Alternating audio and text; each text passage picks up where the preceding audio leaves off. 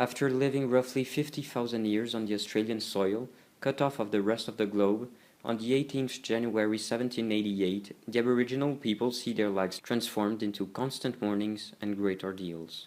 The first settlements, commanded by Captain Arthur Phillip, first see the light in Camp Cove on the 26th of January 1788. The most immediate consequence of British settlement was a wave of European epidemic diseases such as chickenpox, smallpox, influenza, and measles. The worst hit communities were the ones with the greatest population densities, the Aborigines. The second consequence of British settlement was appropriation of land and water resources. The settlers thought that Aboriginal Australians were nomads with no concept of land ownership who could be driven off their land. Settlers thought the Aborigines would be as happy somewhere else. In fact, the loss of traditional lands, food resources, and water resources was often fatal, particularly to communities already weakened by disease. Entire communities in the moderately fertile southern part of the continent simply vanished without trace, often before European settlers arrived or recorded their existence. Even though the numbers in the administrator's report aren't very accurate, it is safe to say that more or less 50,000 children were removed from their parents between 1910 and 1970. This represents between 10 and 30% of the Aboriginal children at that time. Ever since the British first invaded Australia, the Aboriginal people have had their land stolen from them or destroyed. It is important to notice that the land in the Aboriginal culture represented everything. They worshipped Mother Nature. Therefore, this act meant a lot to them.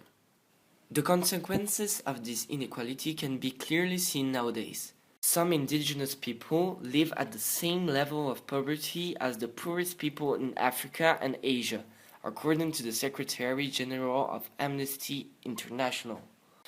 The consequences of the stolen generation can be also seen today in the poor healthcare state of indigenous people. Because of their appalling living condition, the Aborigines were doomed to a short life expectancy. Indeed, indigenous men usually lived 11 years less than non-indigenous men.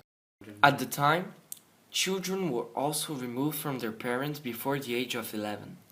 This usually led to depression and difficulties in parenting the next generation, according to the Bringing the Home report. Some of them even suffered from major trauma illness, neglection, and abuse. Several measures were taken by the government in order to apologize to the stolen generation. The Australian Prime Minister, Mr. Rudd, made an eloquent and powerful statement in the apology on the 13th February 2008.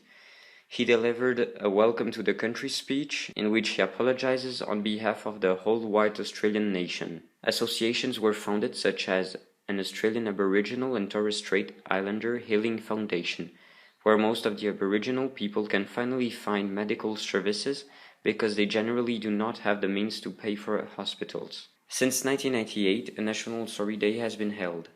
It is an annual event that takes place on May 26 to remember and commemorate the mistreatment of the country's indigenous population. Finally, since 1987, the official National Australia Day incorporates Indigenous Australian events. It marked at first the anniversary of the First Fleet's arrival at Port Jackson. Over time, its meaning evolved to a day of unity and celebration between native and non-native Australians. Although the Australian government is trying to right his wrongs regarding the Aboriginal people and the stolen generation, nothing can really mend for the separation of thousands of families and the quasi-destruction of a whole native nation.